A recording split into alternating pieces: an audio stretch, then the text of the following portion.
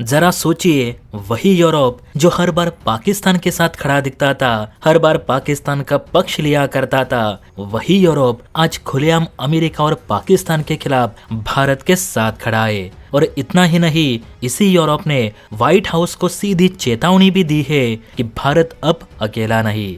वैसे इतिहास गवाह है कि जब भी भारत पर हमला हुआ, फिर चाहे वो संसद हमला हो, 26/11 हो या पुलवामा, यूरोप ने हमेशा दोनों पक्षों से संयम बरतने वाला रटरटाया बयान दिया है। लेकिन आज 2026 में कुछ ऐसा हुआ जो ना अमेरिका ने सोचा था, ना चीन पाकिस्तान ने, और शायद खुद यूरोप ने भी नहीं सोचा था। जब 27 जनवरी 2026 को नई दिल्ली में प्रधानमंत्री नरेंद्र मोदी और EU commission president Ursula von Leyen ने भारत EU FTA साइन किया, जिसे खुद यूरोप ने नाम दिया है मदर ऑफ ऑल डील्स। अब ये कोई मामूली एग्रीमेंट नहीं है जो साइन की और हो गई, तो ये दुनिया की दो सबसे बड़ी इकोनॉमीज को जोड़ने वाला समझौता है जो करीब 2 अरब लोगों के लिए फ्री ट्रेड जोन बनाएगा। जैसे कि इस डील के तहत यूरोप के 96% एक्सपोर्ट पर भारत में टैरिफ खत्म या कम होंगे, तो वही भारत के 99% एक्सपोर्ट को यूरोप में प्रेफरेंशियल एंट्री दी जाएगी। इस FTA की वजह से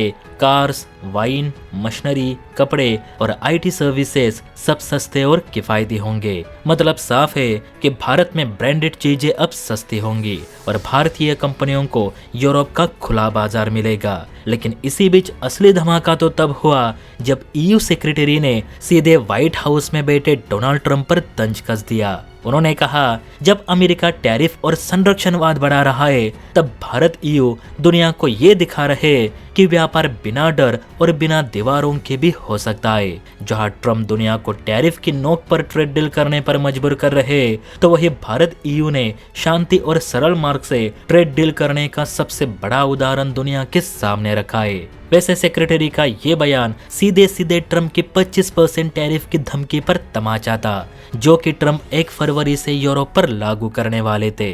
वैसे सच्चाई तो ये है कि ये सिर्फ एक ट्रेड डील नहीं, तो ये पावर शिफ्ट है। अब यूरोप को समझ आ चुका होगा कि 21वीं सदी में भारत को नजरअंदाज करना मतलब खुद को कमजोर करना है। और अगर आपको लगा कि बात यही खत्म हो जाती है, तो जरा ये भी सुनिए कि EU सेक्रेटरी ने साफ कहा है कि जल्द ही इंडिया EU डिफेंस पैक्ट भी आने वाला है। मतलब जिस तरह से नाटो देशों पर हमला पूरे यूरोप पर हमला माना जाता है, वैसे ही स्ट्रेटेजिक सिक्योरिटी अब भारत के साथ भी होगी। यानी अब भारत युद्ध के मैदान में अकेला खड़ा नहीं, तो यूरोप भी भारत के साथ होगा। तो सवाल ये नहीं कि इस डील से ट्रंप भारत पर कितना टैरिफ लगाएंगे, सवाल तो ये है कि अब दुनिया के बाकी देश किसके साथ खड़े होंगे। वैसे देखा जाए तो भारत ने आज शतरंज की बिसात पर एक मास्टर स्ट्रोक चलाए।